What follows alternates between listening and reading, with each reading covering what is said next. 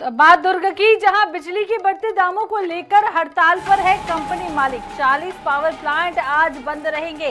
सभी sponge iron company में shutdown कर दिया गया है। पावर आपको बता दें, रसमड़ा, एसकेएस इस्पात, सब बड़ी कंपनी आज हड़ताल पर है। तो सभी स्पंज आयरन कंपनियां भी आज शटडाउन कर दी गई हैं। आनंद नारायण ओझा ज्यादा जानकारी के लिए हमारे साथ दुर्ग संवाददाता जुड़ गए हैं।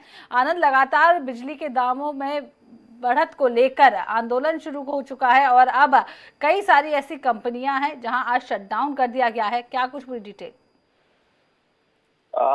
दुर्ग में लगभग 1140 उद्योग हैं, जिसमें कि स्पंज आयरन की और उससे जुड़े उस टाइप के उद्योग की बात की जाए तो लगभग 40 है उनकी संख्या, जिसमें लाखों मजदूर काम करते हैं।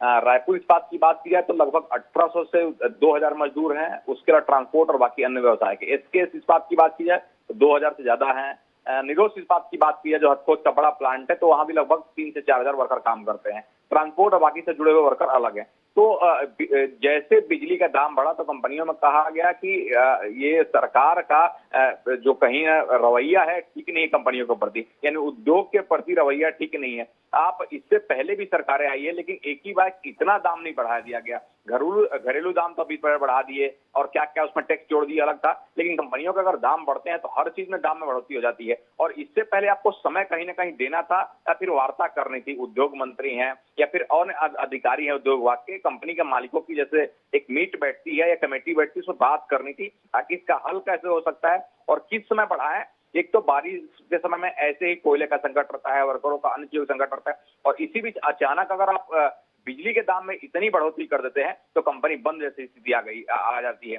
पहले भी एक जिले स्तर पर कलेक्टर से बात हुई, लेकिन वार्ता का कोई हल नहीं निकला। तो आज कंपनियों ने शट डाउन कर दिया है, यानी काम को बंद कर दिया है, जिससे लाखों मजदूर प्रभावित हो रहे हैं और जो उत्पादन है कहीं ना कहीं ठप हो गया है।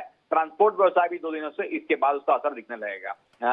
अगर वार्ता नहीं होती है तो हड़ताल लंबा चलेगा। फिलहाल आज कुछ एक धरना स्थल बनाकर कंपनी के जो मालिक है अपने जो मैनेजरों के साथ यहाँ पर धरना देने की बात कर रहे हैं, उसके लिए रणनीति बना रहे हैं। तो सरकार पे आरोप उनका है और इसका एक लंबा असर हो सकता है। जी, तो देखना होगा सरकार की ओर से क्या कुछ एक्शन लिया जाता है। बहुत बहुत शुक्रिया तमाम जानकारी देने के लिए आनंद।